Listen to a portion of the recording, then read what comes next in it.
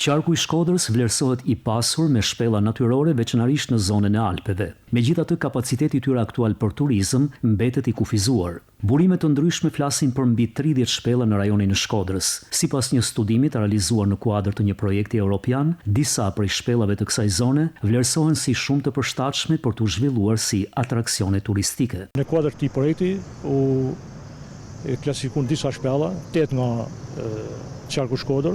Mund të përmendim shpella si shpella Kajtanit, shpella Jubanit, cilët ndodhen në zonën e Gurizi, po ashtu shpella Zhyllës në Prekal, cilët janë destinacione lehtësisht të arritshme nga qyteti Shkodër, por edhe shpella tjera në zonën e Malësisë Madhe, në luginën e Lumit të Shalës, si shpella Kataraktit, shpella Majës Harapit.